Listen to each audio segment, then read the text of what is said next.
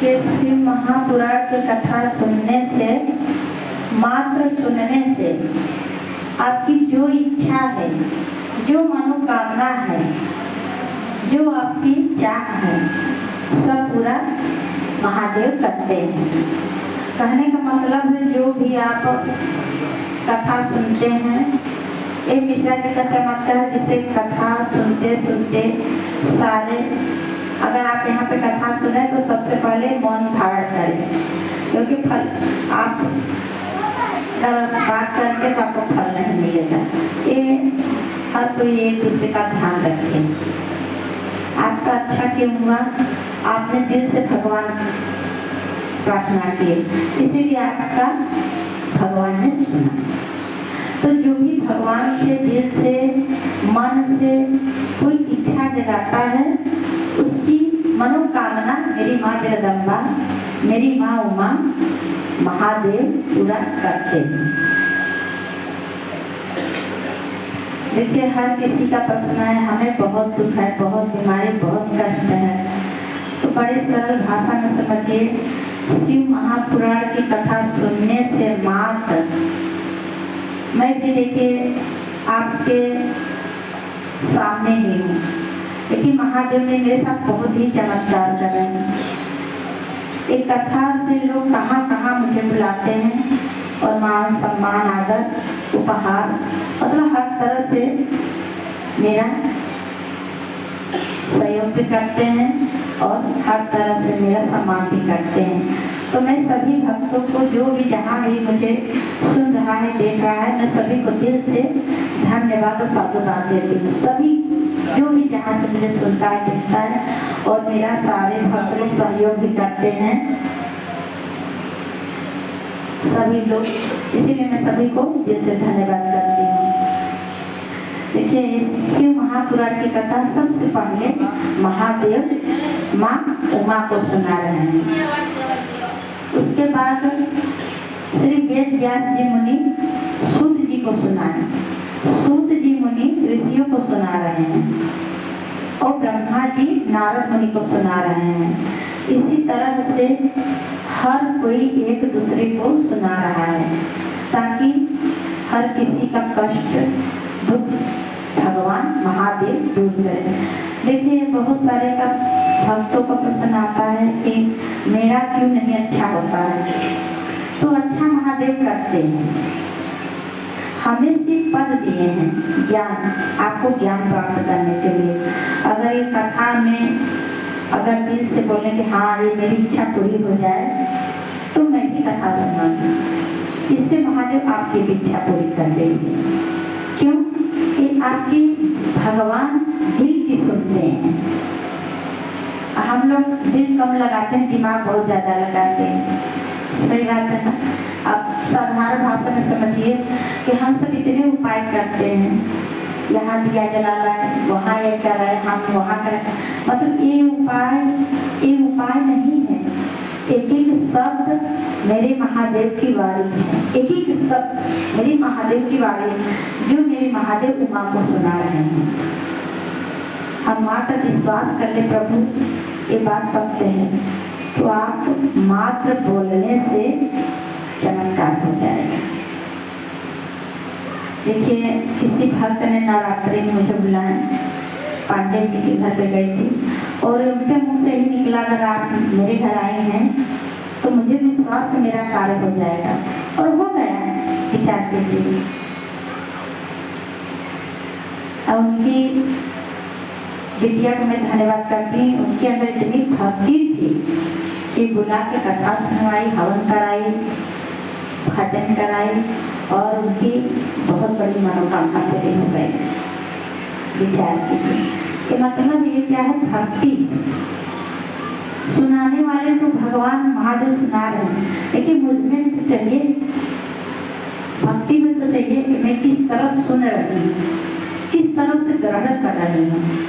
तो कहने का मतलब है हमें उस तरह चाहना चाहिए कि अगर कोई कथा सुना रहा है तो हमें उस कथा को मन धारण करके सुने, ताकि भगवान मुझे फल प्रदान करे।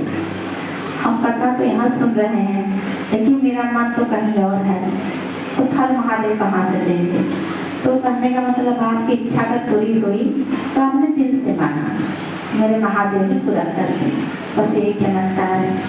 ये कथा शिव महापुराण की कथा सुनने से, क्या नाम है आपका? सोनम जी आप बुलाई है मुझे शिव महापुराण की कथा सुनाने के लिए।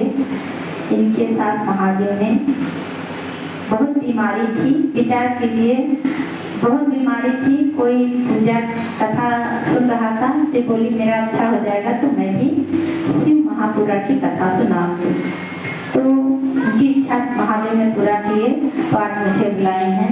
इसके लिए मैं आपको दिल से धन्यवाद करती हूँ। महादेव इसी तरह से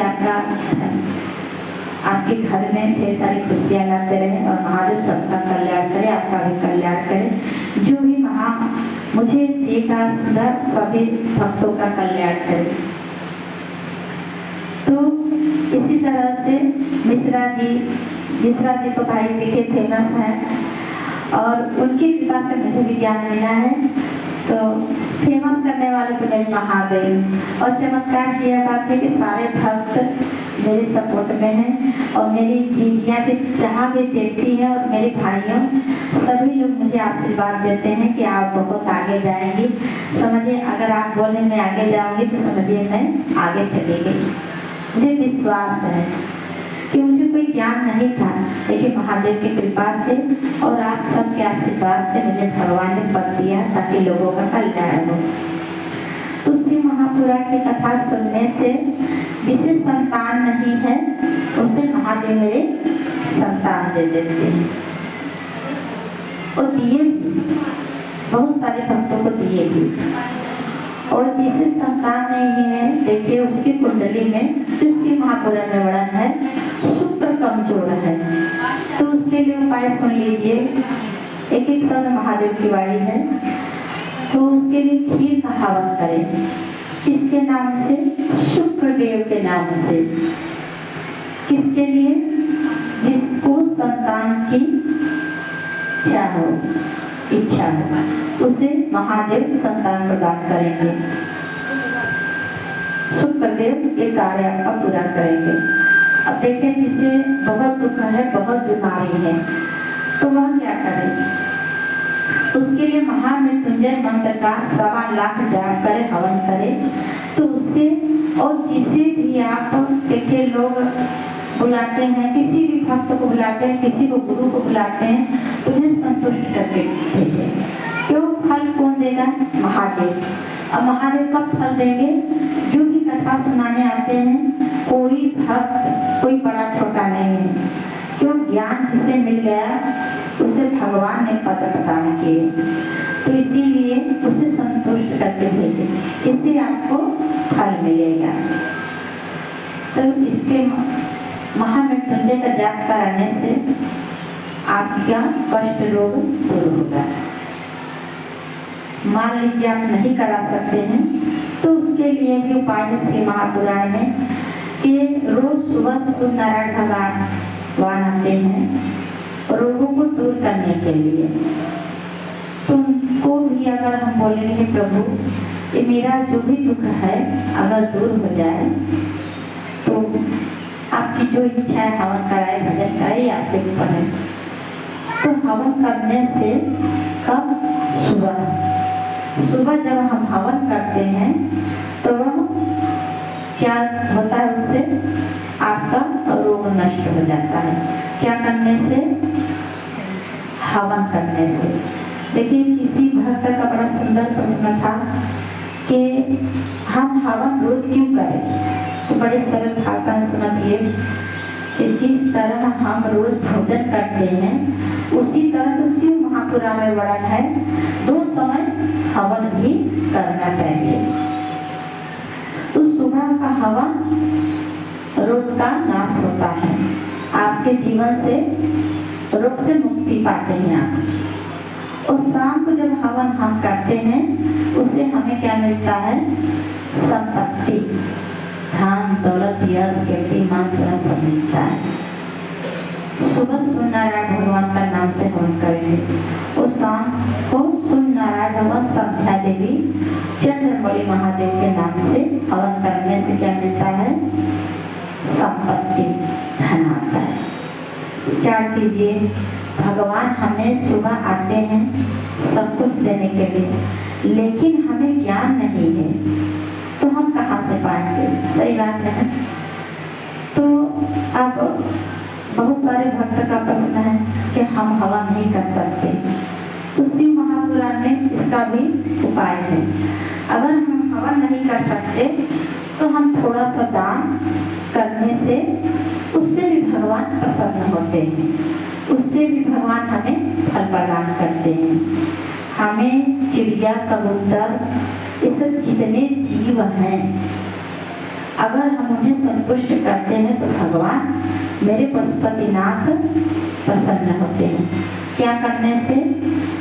कबूतर, चिड़िया, कौवा, ये सब कौन है?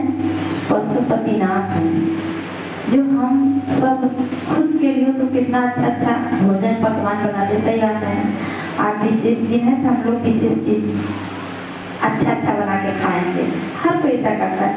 लेकिन दुख की ये बात है कि हमारे घर में जो कुल देवी बैठी हैं उन्हें कोई नहीं पूछता है,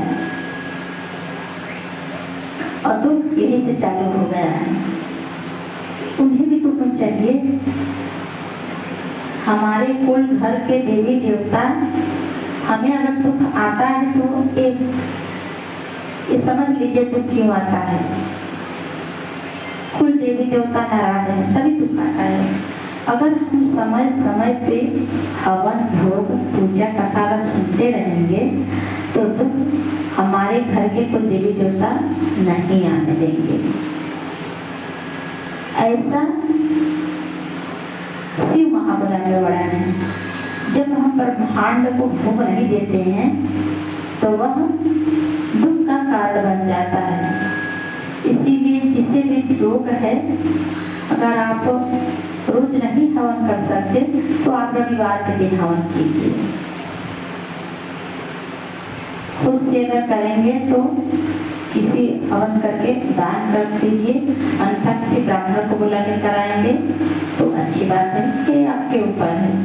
भगवान ने सारे सामर्थ्य का हल आपको दिया है। आपकी जो इच्छा, जैसे आपको भगवान चाह सकते हैं।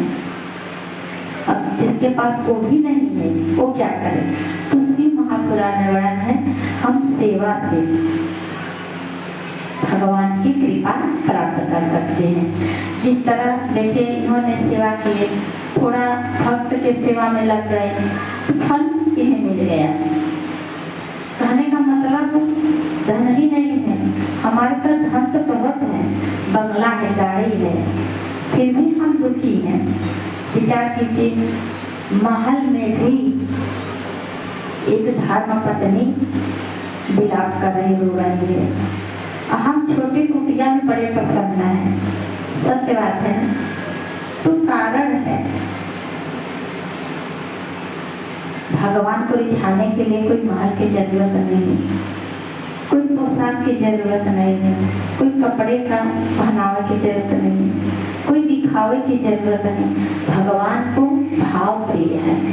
अगर हम भगवान को रिझा सकते हैं तो भाव से रिझा सकते हैं। अगर मन में संतोष नहीं है तो सब धन व्यर्थ है। क्यों? धन गज धन्यवाद धन और रतन धन खाम, जब आवे संतोष धन सब धन थोड़ी समान। हमारे पास सब कुछ है, लेकिन मन को संतोष नहीं है तो सब व्यर्थ के समान है। अगर हमारे पास कुछ भी नहीं है, लेकिन मेरे महादेव की कृपा है तो हमारे पास सब कुछ है। क्यों? भगवान बोल रहे हैं इसके पास कुछ नहीं है, फिर भी इसे इतना विश्वास है कि मेरे महादेव है मेरे पास, क्यों न उसके साथ चमत्कार कर देता है। इतना विश्वास मुझ पे है, ये जो है ना, मुझ पे विश्वास इतना रखिए, तो विश्वास ही सब कुछ है। इसीलिए भगवान बोल रहे हैं तुम मुझे बुलाओ, तुम मुझे पुकारो, तुम्हें कहीं जाने की जरूरत नहीं है, तुम दिल से मन से पुकारो मुझे, फिर देखो मैं तुम्हारे सामने किस तरह के खड़ा कर जाता हूँ। जिस तरह आप सबके पुण्य से आशीर्वाद से भगवान ने हमें प्रदान किए, उसी तरह से भगवान हर किसी के साथ में है। इसीलिए भगवान बोल रहे तुम नाम का जाप करो। नाम का जाप करने से भगवान आपके ऊपर बड़े प्रसन्न होते हैं। अब किसी भी नाम पकड़ लीजिए, कोई मंत्र कोई नाम छोटा बड़ा नहीं है, आप नाम का जाप कीजिए। हरि कथा से व्यास पीठ से बोला जाता है कि आप नाम का जाप करने से आपको सब कुछ मिल सकता है, आपकी जो इच्छा जो चाहोगे। लेकिन एक बार अगर आप भगवान का नाम जाप करने लगेंगे ना तो बहुत दुख आएगा। क्यों? हमने कितने जन्मों कितने पाप किए नहीं पता। इसीलिए देखिए आप पूजा पाठ कर रहे हैं, बहुत दुख आएगा तो लोग बोले अरे बाप रे अभी तो कोई पूजा ही छोड़ दूंगा। एक तरह से उसकी परीक्षा लेते हैं भगवान।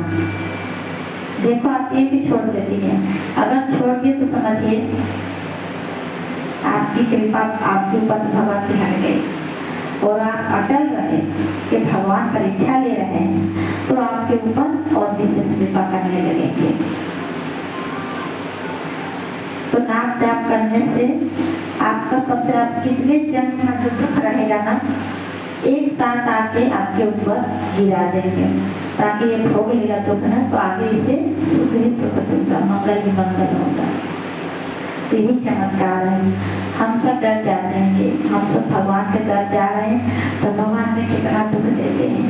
तो दुख नहीं, वो आपके कर्मों का फल है जो भगवान ने आपके ऊपर कृपा बरसाई है।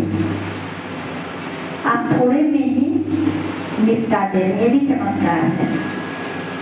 तो हमें डरना नहीं चाहिए, बल्कि विश्वास रख के और उनका नाम जप बढ़ा देना चाहिए। नाम जप करते करते आपको सिद्धियां प्रदान होंगी।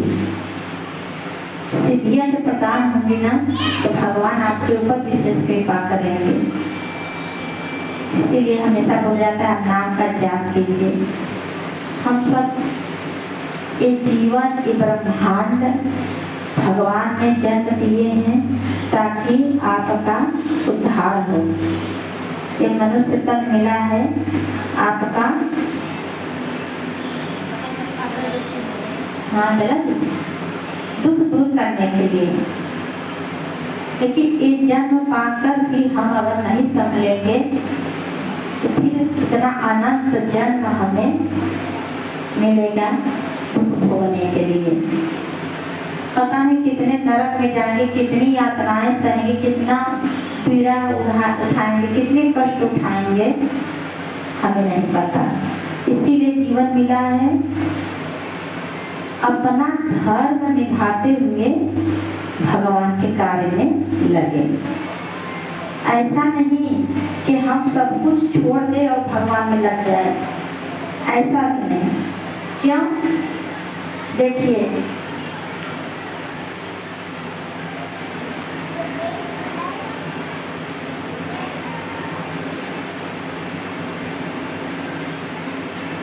जब जो भगवान का में रम के हम अपना धर्म नहीं निभाते हैं, माता पिता की सेवा करके देखिए हम सबके ऊपर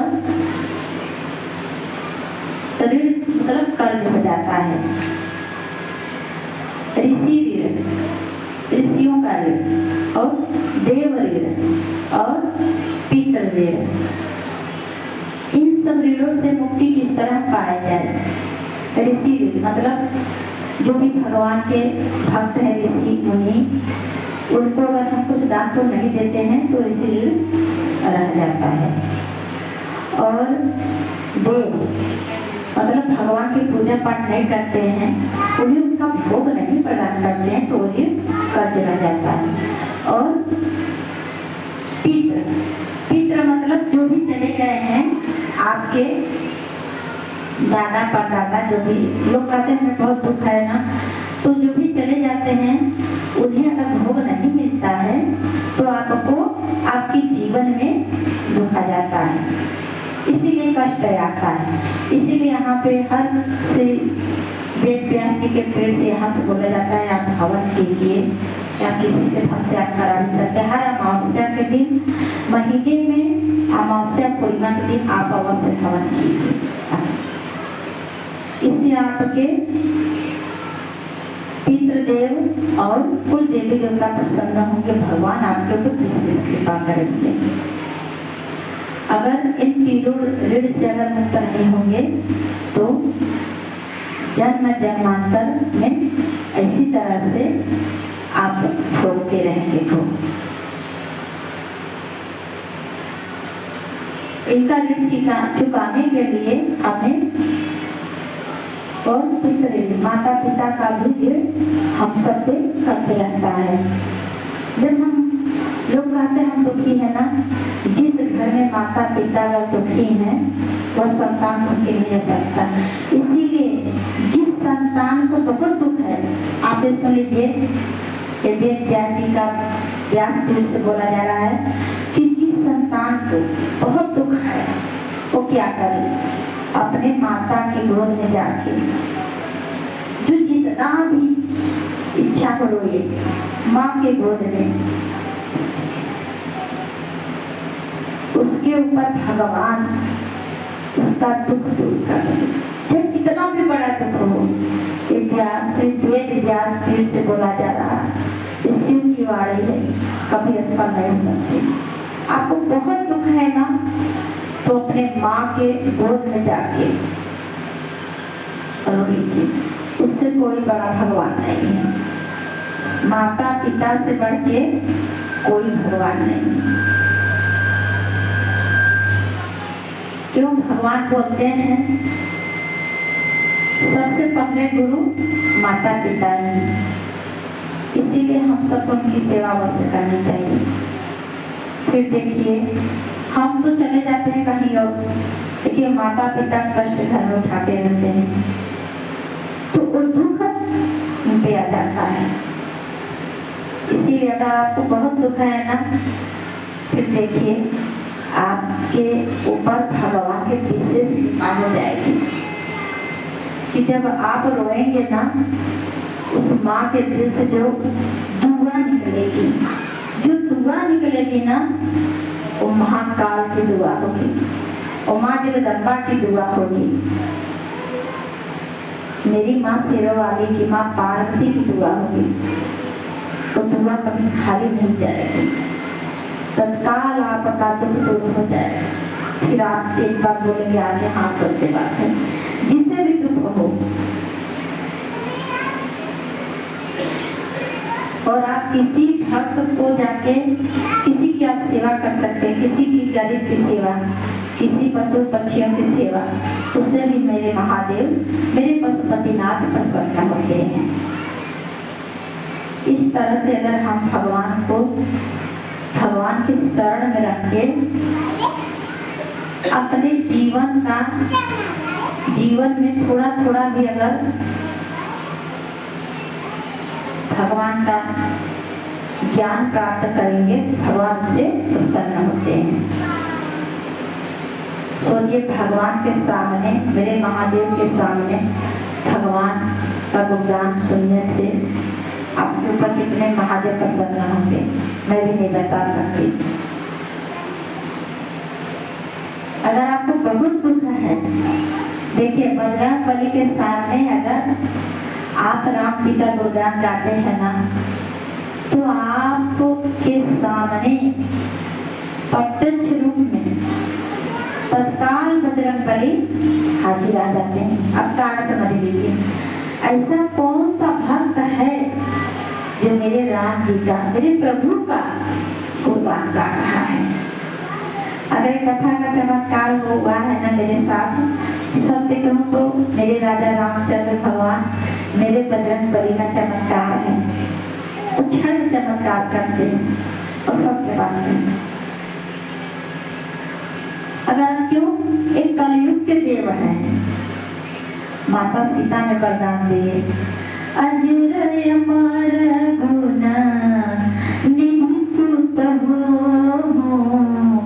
करिह बहुत रघुनायक जो। ये तो अजर अमर हो, एक कलयुग के देव हैं, तत्काल आपके दुख को दूर करते हैं। अगर कोई भी संकल्प के साथ में 5 शनिवार या 5 मंगलवार इनके सामने हवा नहीं आ, कोई भी आप चीज करा सकते, ऐसा कुछ नहीं है। भगवान भाव के बोलते हैं, जो आपकी इच्छा है ले लेंगे ना, तो ये निश्चित पूरा करते हैं। भाई देखिए, मेरे साथ तो इच्छा के चमत्कार करते हैं। 5 शनिवार मंगलवार मुझे नहीं कुछ पता, मैं तो इतना छठ चमत्कार देखती हूँ। शनिवार को देखिए, किसी भक्त का इच्छा पूरा हुआ था, मुझे बुलाए हवन कराने के लिए, और शनिवार को हवन कोई बुलाया था मुझसे हवन कराने के लिए। और रविवार के दिन बजरंगबली ने मेरे साथ चमत्कार कर दिए। एक भक्त सी की पढ़ाई कर रहा है, वो पास हो गया। तो मतलब कहने का मतलब बजरंगबली छठे चमत्कार कर दिए, तो बहुत चमत्कारी है। तो अगर बजरंगबली को आप अगर रिझाना चाहते हैं तो क्या करें, राम नाम का जाप करें। सीताराम सीताराम कहने से बजरंगबली बड़े प्रसन्न होते हैं। मेरे प्रभु को कौन ऐसा भक्त है जो मेरे प्रभु को याद कर रहा है, और जहाँ मेरे प्रभु है वही तो मैं हूँ, उसे मैं कहा दूर उनको, उनके दिल में मैं हूँ।